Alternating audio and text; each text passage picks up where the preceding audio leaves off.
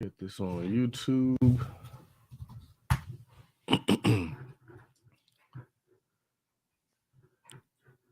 And do my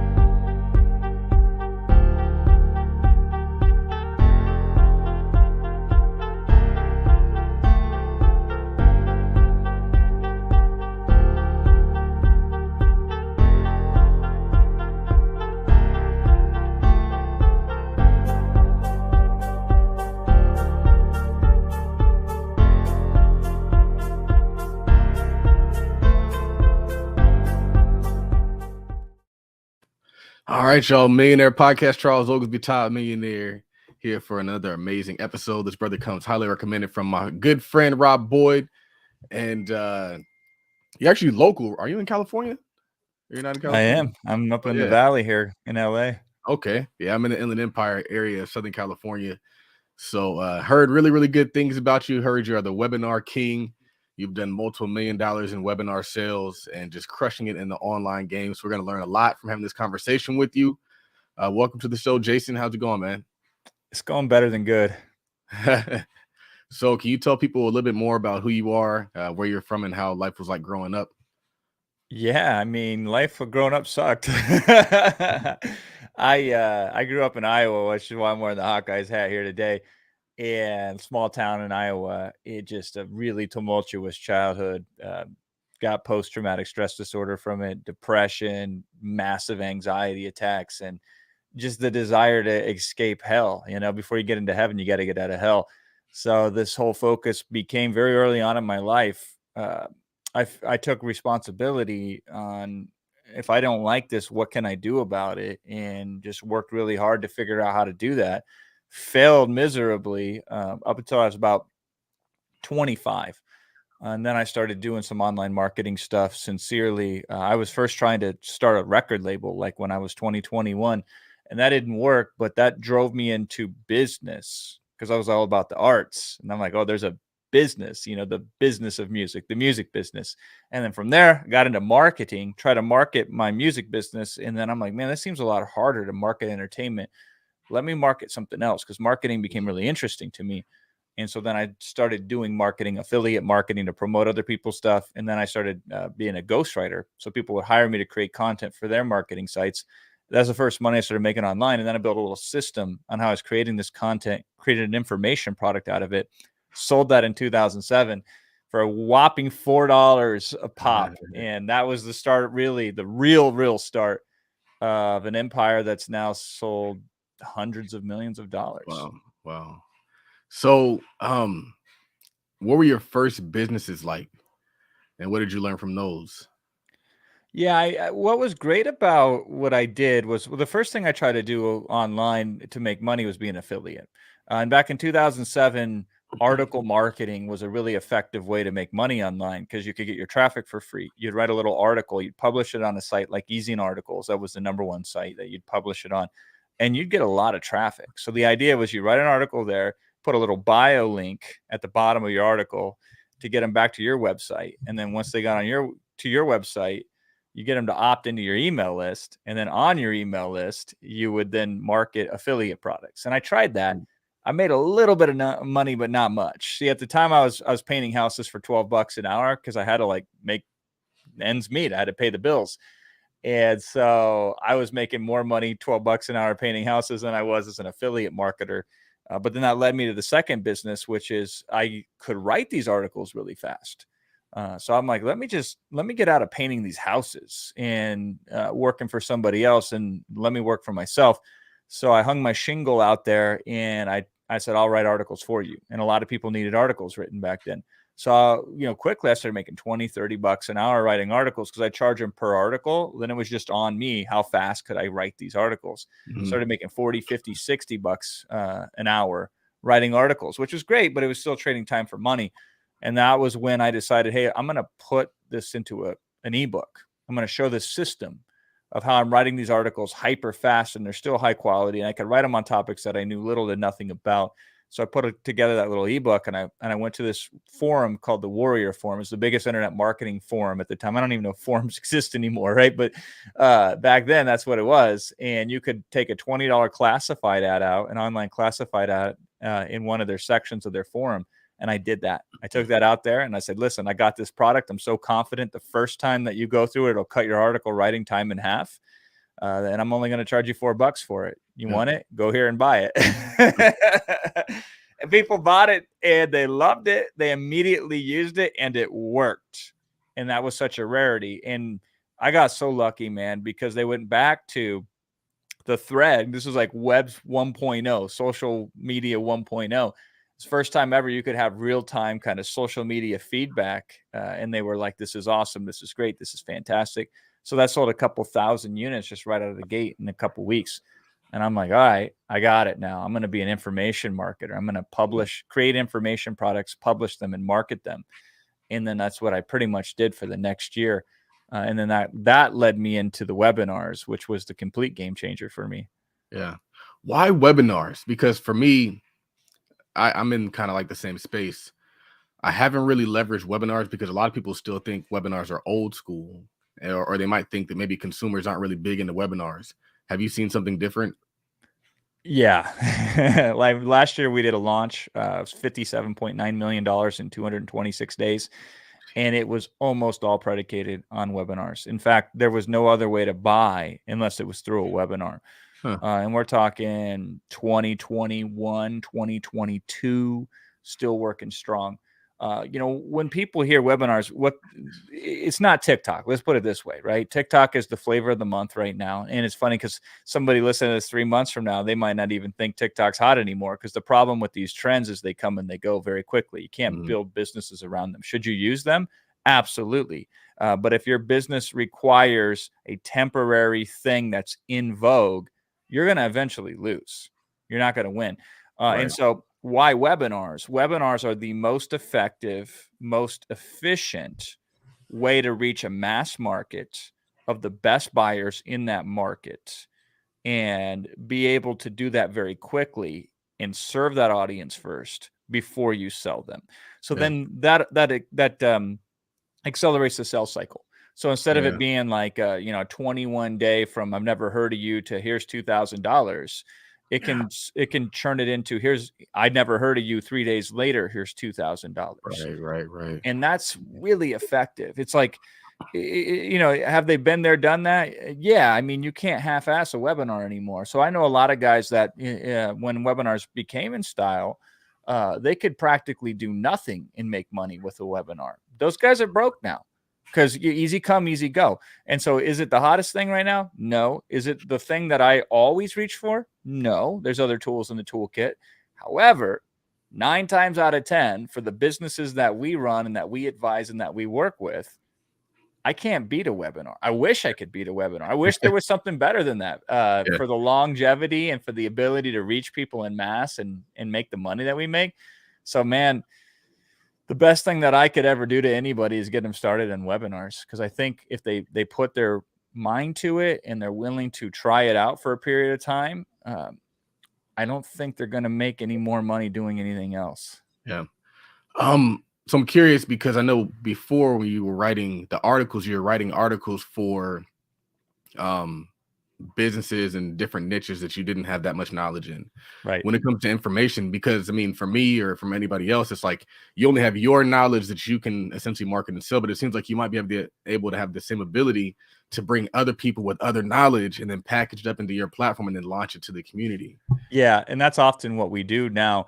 The thing is like there's information, and then there's the framework in which the information is presented in.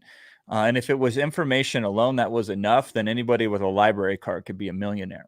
The trick is knowing how to present the information to create transformation. And that's a lost art, my friend. I have this theory that says learning doesn't occur unless behavior changes. So if you procrastinate all the time, and then you come to a webinar or a seminar, or you listen to a podcast that teaches you an implementation strategy, and you don't feel any different, you're still going to procrastinate. It doesn't matter that you've enhanced your knowledge base. You didn't change your feeling associated to procrastination or your feeling associated with taking action. Yeah. And so we have to both present the information and present it in a context where there's an identity shift, and we break belief patterns and all this other stuff. So once I started dealing in frameworks, the information is out there. Researching it is easy. It's how do we present it in a framework where somebody can understand it sooner rather than later, and somebody can change their emotional state from one of fear to one of excitement, for example, or at least curiosity.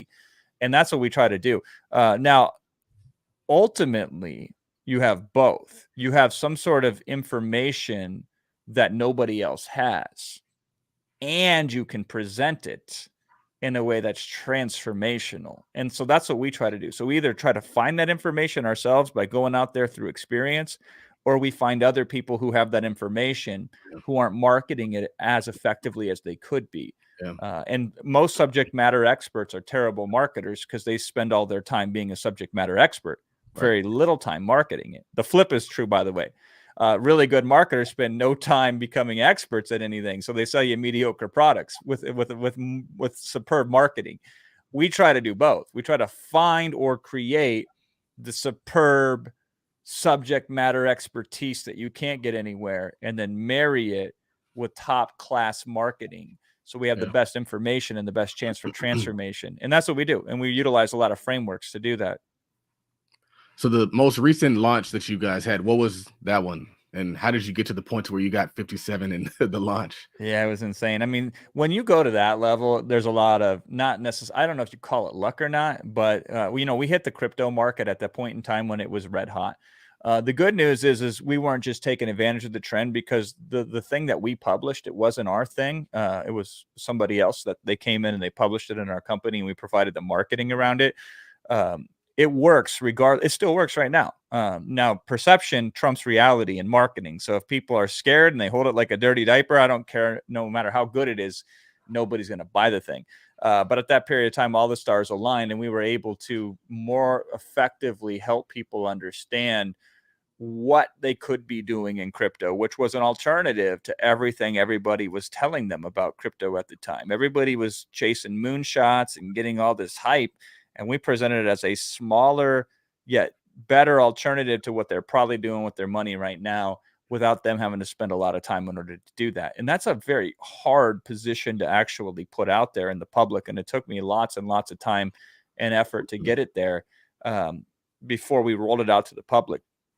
But that was the big launch that crushed it for us. But we've had many, many other launches in many other spaces. And so what you want to do in that situation is you got to have the chops. So when the opportunity occurs, if you have the chops, then you can take most advantage of it. So when we made, I don't know, 50, 60, 70 million dollars on Amazon back in the day, because Amazon was in this transitory period where it wasn't all just big brands anymore, but new brands hadn't really been hip to it or turned on to it or have the resources that they do now back then. So we were at that perfect crossroad. But like I always reminded people, because back then we were putting up numbers that nobody had ever seen before in our space. I said, any technique that I used on this launch, I had used 3 or 4 or 5 different times on other launches. So the idea is you have to have the best ingredients to cook the meal, but you got to be the best chef too. And then occasionally you get both. You get the best ingredients, the best timing, the best chef, the best people that are hungriest, who are most favorable to the foods that you're making, if we want to continue this analogy or this metaphor, right?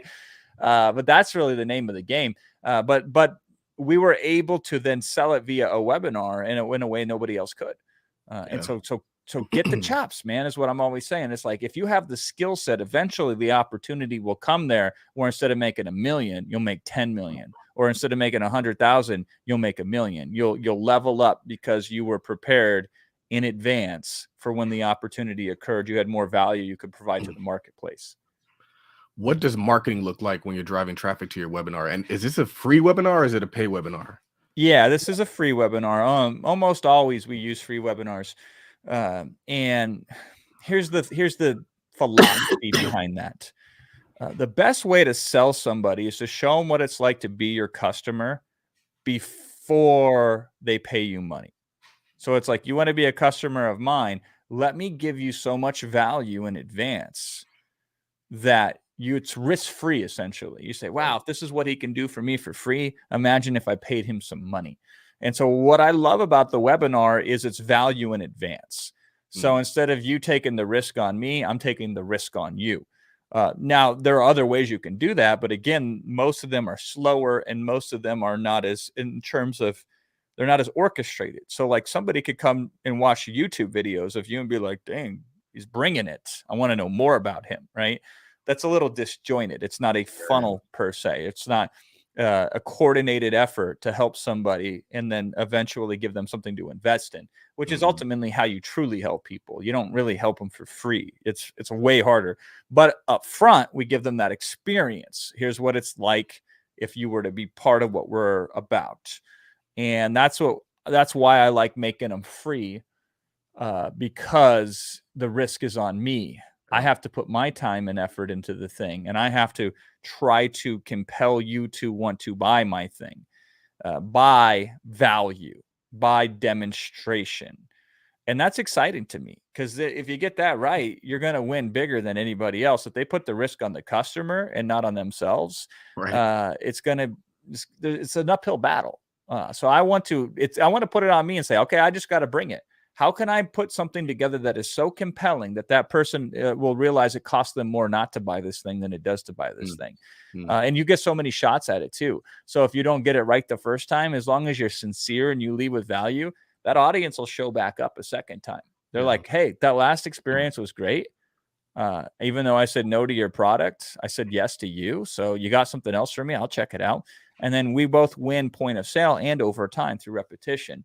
And I think that's why webinars, another reason why they're so effective. So when you're doing these webinars, are they live webinars or are they recorded webinars? Are they one of those like evergreen webinars where they go to your page and it's like, all right, well, the webinar's starting in an hour, 2 hours. What strategy do you use for that? Almost always they're live. And that is, you can't beat live. Okay. There's a reason why concert tickets sell for a lot more than MP3s do. Same music, same artist, same everything for the most part. And one is an experience and the other is a product. And so live webinars are an experience. And the downside, of course, is you got to show up live. So I get that. Also, there's strengths that you can play to or play against. So some people are just terrified to speak in front of people live. I would hate for them not to use webinars because of their fear of public speaking. In that case, you might want to just do pure automated webinars or pre-recorded webinars. Fine.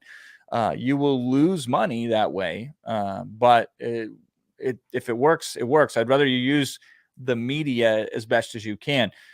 The other reason I like live is not only does it suit me, it's like if something happens yesterday, like today, I could do a webinar on it. So if something disruptive happens in the marketplace, immediately you can get on in a dynamic, interactive environment and be first to market to communicate that to a different audience, where these more orchestrated, like I got to build this thing and I got to have 56 moving parts to make it work, all that kind of stuff. You're going to get the second bite of the apple at that point in time. And disruption is where all the opportunity and where all the money is. And so I like the agility of webinars from that perspective. But the most important reason I like a live webinar, and you can make it automated over time, but a live webinar to me is the opportunity to learn the heartbeat of the market. So I might have an hour and a half of material on a webinar in terms of slides and formal presentation and that. But then I'm going to get to a point where I run out of slides and I still have an audience.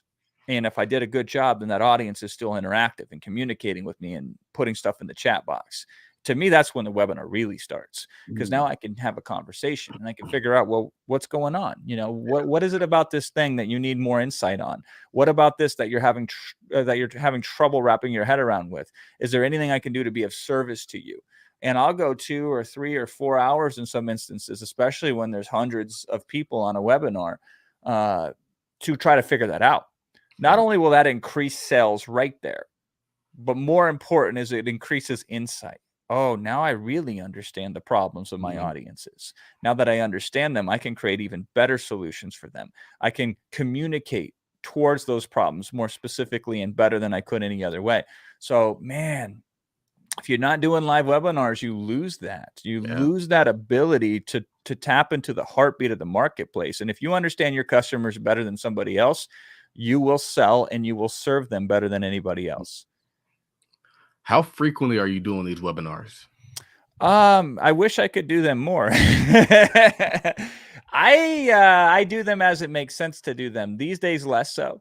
If I was young and hungry, I'd be doing at least once a week. When I was coming up on the webinar scene, I was doing sometimes 3 or 4 a week.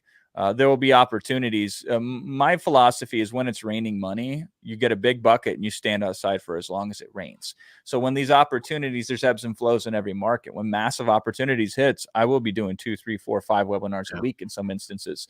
When it's back to business as usual, you do them, once every other week, once every 3 weeks. I don't think I've done a webinar in the last 4 weeks, which is kind of crazy now that I think about it. But usually somebody, here's another reason why webinars are so effective is somebody says, hey, I want to promote your webinar. I got this audience over here. I got a whole bunch of people. I want to promote your product on a webinar. And the way that works is we typically split profits for most products. And so like if I go into their audience and sell $100,000, they make $50,000. And they like promoting these to their audiences because it's value first again.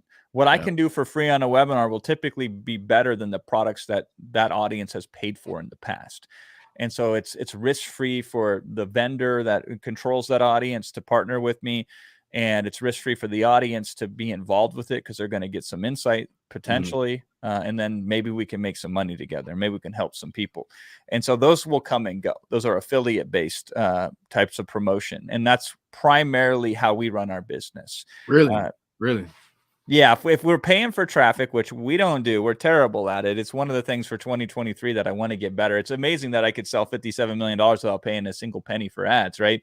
But if you are doing more consistent traffic driving, then it typically will work out to once a week. Because I have a lot of clients who do that. They come to me and I help them shape the webinar, and then they just go out and they just drive traffic to it consistently. And maybe they're doing it once a week live, or they're transitioning more to they have a product that they sell on the front end, and then they come in and do the webinar in the back of that. So now they're dealing with paid customers on the front end versus people who have never done business with them. And then they do webinars in the back. But anytime we have a new product or a new opportunity that we've stumbled upon, that we've vetted, and that we think has massive potential, we roll it out. And then we start with our audience. We start with a few key select affiliates. And then if it works on our stage, if it works on their stage, then we do a product launch and we roll it out to anybody and everybody that we think is a good fit for it. So you guys aren't doing mostly paid ads, Facebook, Google, none of that stuff. You're mostly just working with affiliates and influencers, if you will. Almost exclusively. And then, of course, there's word of mouth. And then there's some sort of organic effects, too. Like, I go speak at conferences, do podcasts like these. And people will come into the universe that way. But yeah, I mean, it's the biggest weakness in our marketing is that we are not doing any paid advertising at this point in time. Wow. I know, right? That's interesting. But then when you do work with people, you're able to kind of not have to pay that money up front because it's going to be an affiliate split on the back end. Correct. So you can work with so many more people. That's really smart. Yeah, the grass isn't greener on the other side, right? No matter what model you're doing, however you get your traffic, there's advantages and there's disadvantages. Absolutely. And no matter who we are, and some of this is a matter of taste too. One of the things that I'll tell you is early on in my business career, I sacrificed family and health for business, and it was a bad decision because no amount of money makes up for missing out on quality time spent with loved ones, and no amount of money that you make will improve your mental health or your physical health. And so these days it's less empire building. I'm not in that grind set anymore. It's more of how can I get in there, do a good job, help a lot of people, and still have a life outside of that, because there's more to life than just money. And so it's a matter of, do I want to keep building a bigger mousetrap? Do I want to keep hiring more people? Do I want to increase my size of responsibilities and quantity of responsibilities? Yes, but not necessarily as aggressively as other people will. So it's like, yeah, we're going to master the affiliate game. We're going to master the offer game. We're going to master the webinar game. And then we'll start layering these other things on top of that. This is one of the things that I see that beginners make a huge mistake with, is they spread themselves too thin. because they believe all these gurus. They're like, well, I got to be present, and then I got to do this, and I got to do that, and I got to do this, and I got to do that. And then you look at like companies like Amazon, when they first started, they're like, we're not going to do this. We're not going to do that. We only are going to sell books and CDs and DVDs initially. And we're not going to have our own hosting company like we have now, where they built their own hosting. And we're not going to be able to do, streaming on demand. Prime membership used to just be one thing, and now it's like 101 things. Yeah. And so I think people forget that. And so we've been really good at, let's get really good at the few things that make sense for us, become the best at those, and we're making more money than most people that do a lot of things really good instead of a few things exceptionally. Right. What are the 4 keys of a good webinar? Oh yeah. First of all, man, the offer, dude. I want to sell a $10 bill for $1. That's the types of offers that I'm creating, or trying to, at least. So how can we make an offer so irresistible that a person would feel dumb if they did buy it? That's before we ever craft any webinar. It's kind of the old quote: if I had 8 hours to chop a tree down, I'd spend the first 6 sharpening the axe. So first of all, it's the offer. The offer is everything. Secondly is this messaging. In my mind, I work this over and over again. And the message goes like this: what is the one thing that we can give an aha moment around, where that person, once they hear it, they'll say, my life will never be the same again. I can never go back to the old way of doing things.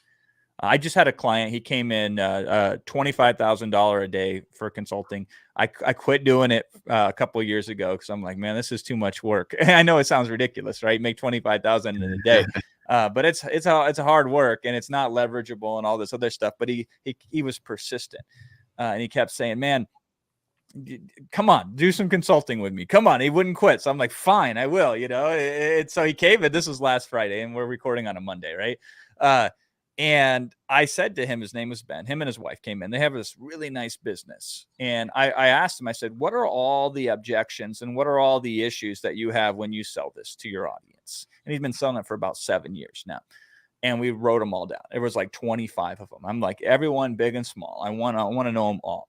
And then I asked him a really simple question. I said, what's the biggest one that prevents somebody, not from a product perspective, but buying into the concept, right? Well, I said, what's the biggest one out of all of these that really gives them problems?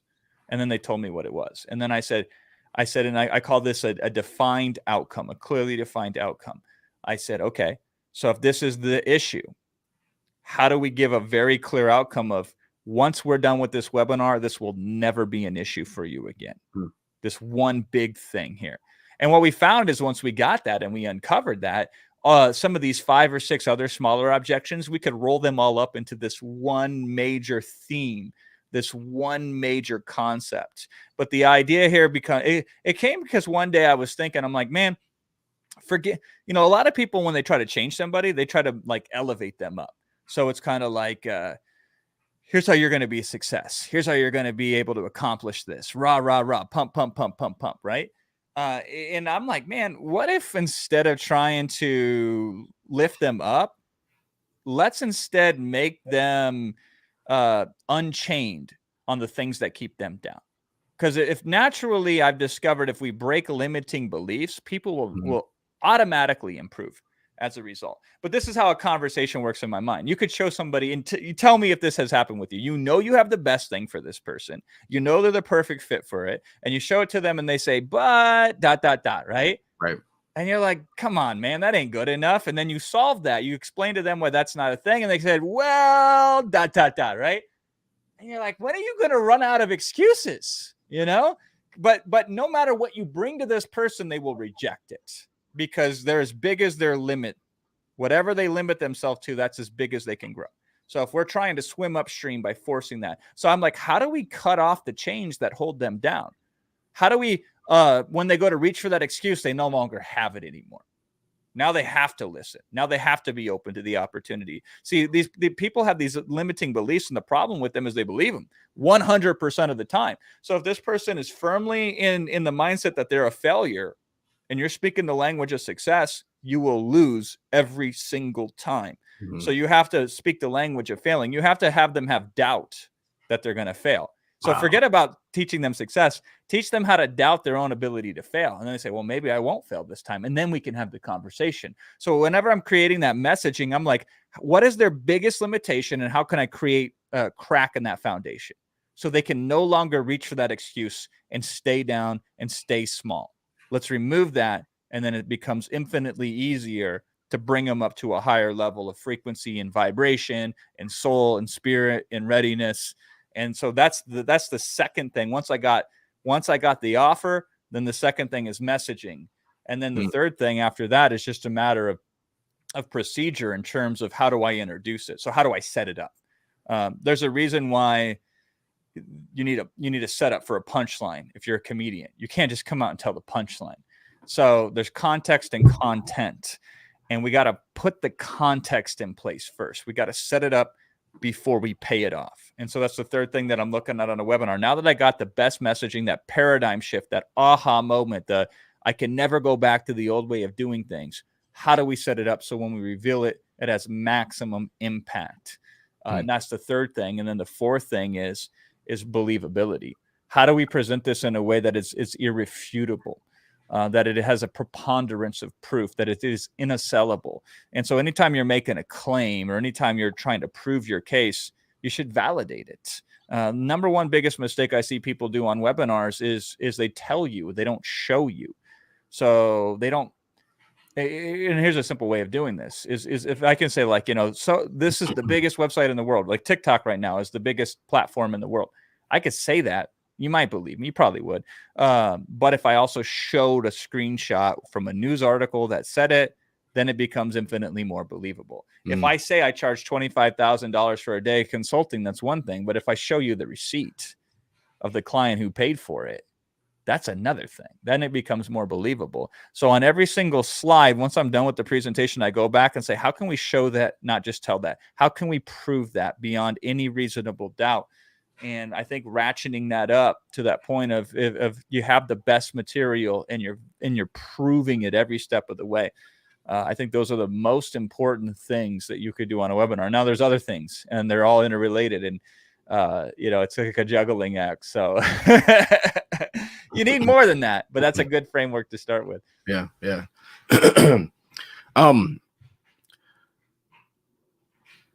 I would ask you, in terms of like personality for people who want to do this, what do you think is a good trait for them to have? That's a great question. My answer isn't probably what you think it would be.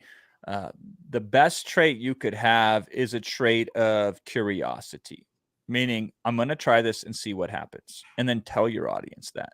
So the first time I ever did a webinar was in 2008, and I said, hey, there's this new media out there that I'm observing, and I think it might be a more effective way to teach. I'm not sure though, and I've never used it before, so I don't know how it's going to be. But if you're willing to show up here and try this out with me, I think it might be awesome.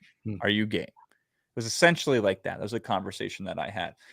And so this authenticity is really important. I tell clients this all the time. I said, I have clients that are really good at presenting and they're terrible at selling, which is a problem because you got to be good at both to do webinars, or good enough, I should say.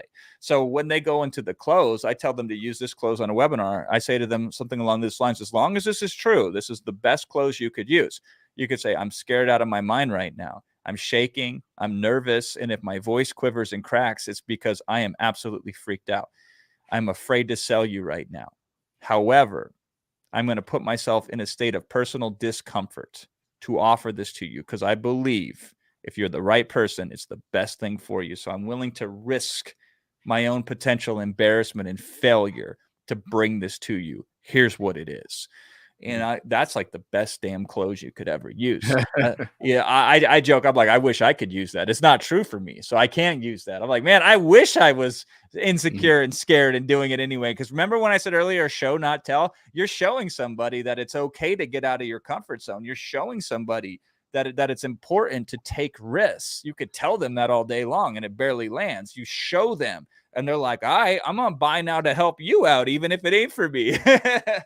So this state of curiosity, let me try this and see what happens, and bringing your audience in on the deal. And then also at the same time, that authenticity of, if you're scared, say you're scared. but still frame it in the proper context so somebody understands why it's important. And this goes to a larger point here is a lot of people try to make their webinars perfect before they're even done. It's like, forget these long, complicated funnels, forget the fancy slide decks, forget all the other stuff. Just show up with a presentation that moves somebody in the heart, not just in the head. If you can transform somebody for 45 minutes, man, I don't know how you don't make money in a situation like that. The message matters the most. Forget about the bun, forget about the lettuce, forget about the tomatoes. Bring the meat first, and then we can garnish it as it makes sense. I think one of the things that's always interesting to me, and one of the things I've always been kind of curious about, is how do you have an effective webinar without giving away everything that you're teaching? Yeah, that's a great question. And it's something I used to struggle with for years. But what I discovered is this. So if we go after that number one constraint that holds somebody back, it's oftentimes very myopic. It's a very narrow focus. It is that one thing that they can't do that if they could do would change everything. And so ironically, some of my best webinars are on these extremely narrow subject matters. So we have to spend 45 to 60 to 75 minutes just to create a different model of reality for somebody within the context of that one thing. So like on the crypto webinar, I had to spend an ungodly amount of time just to help them understand the alternative way that you can make money with crypto through these automations that are only making like a quarter at a time or a dime at a time or 33 cents at a time. So I spent the whole webinar just to explain that. And so then the rest of the program is everything around that, how to get to that point where you can run that automation, how to bring the money into crypto, other things that you can do with the crypto, how you can maintain safety all around the whole concept as you do that. Same thing with Amazon. Amazon is, I had to paint, it took me all the presentation to paint the overview of the picture. They got it, but that was it. And so what do you do after that? And so on anything, what you do is you engineer the aha moment on that one specific thing, and then you relate it to the bigger picture. There's nothing I could ever do in one single session that could give you all the answers. Right. It's impossible. You can't do it. I can't do it. Nobody's that good. Maybe God can do it, and that's it. So until you're God, you ain't going to be able to do it. You need to show the one thing today that they're struggling with, that when they're done, they say, oh, I no longer can struggle with this thing anymore. It's impossible for me to struggle with this thing because I now know a better way of doing it. And then you liberate that person. I'll give you a great example. So I have this product called Product E-Class that I sell, and it's about creating information products. And there's so many ways I could teach you how to create information products. And by the way, it's not just the information product. You got to drive traffic to it, and then you got to create the advertisement around it. My webinar, and it's been a webinar that has ran in some way, shape, or form since 2009. This is a monster of a webinar, and it teaches one specific way, what I call the 1-1-1. One problem, one solution, one sitting, because that's how I created my first information product. I sat down, and in one sitting, I wrote the whole thing. I focused on one very specific problem, which is how long it took to write an article. And I provided one specific solution, which is how to write the article with this one framework. So I teach people this on the webinar.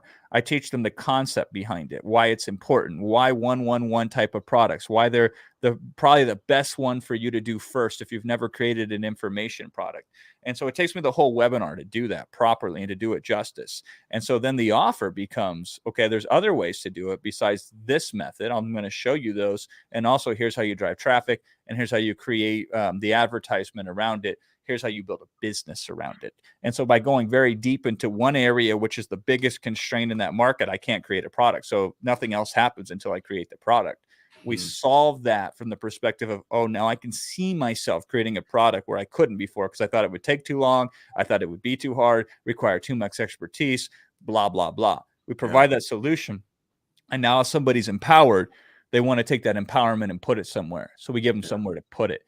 And I think you can do that very effectively. The two camps that disagree with me, and I've proven them both wrong, is one camp says you can't teach anybody anything on a webinar because you'll overwhelm them.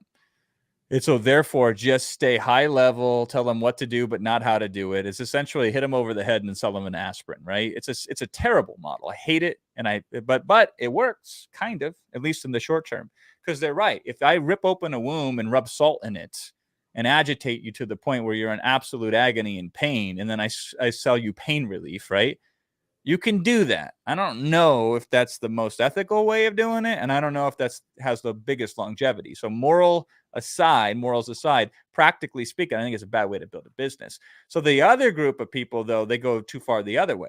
They say we got to show them all kinds of stuff up front before we sell them anything in return. So we have to overgive, and the problem with that is you overwhelm. So you can't teach 7 things on a webinar because now you're going to create an exponential amount of confusion.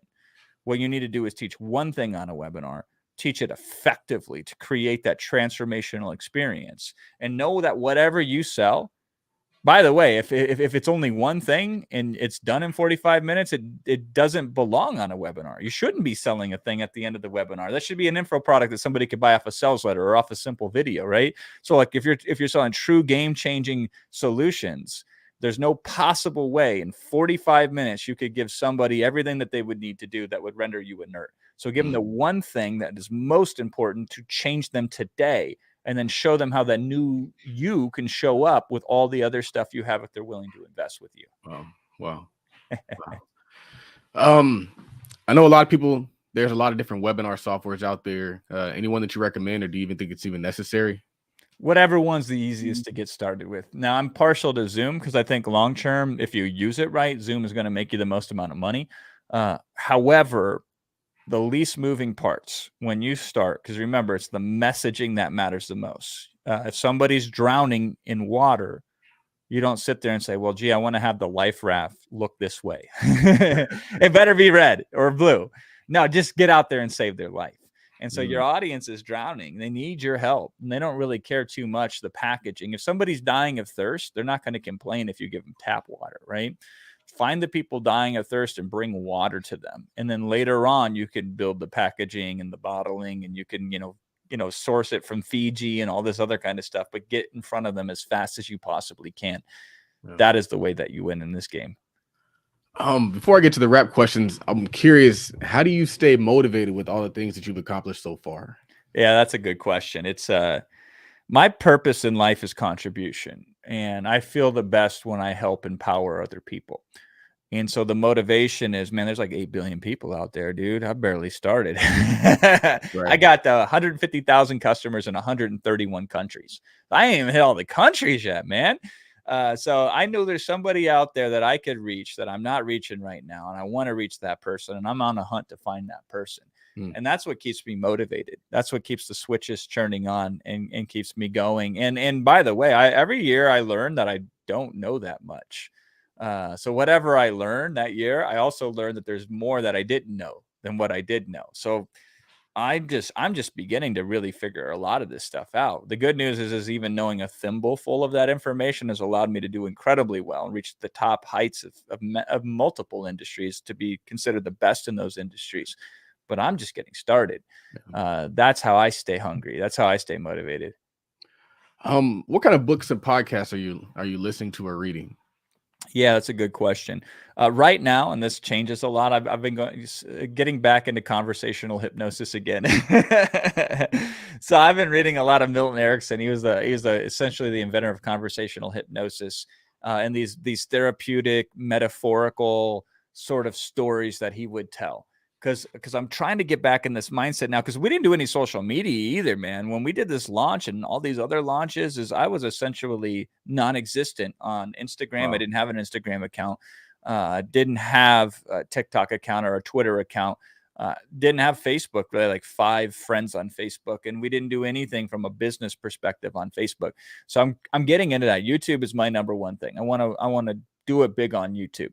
So I'm back there now studying and listening to the podcast of people that are doing big on social media, and I'm taking notes and I'm trying to figure this stuff out. And so part of the reason I got back into the hypnosis was the messaging of how do I create what's an edge that I could have on social media? If everybody's doing X, let me get back into Y. How can I communicate in a way that's different than everybody else? And the other thing I've been doing lately is I'm reading this book called Make It Stick.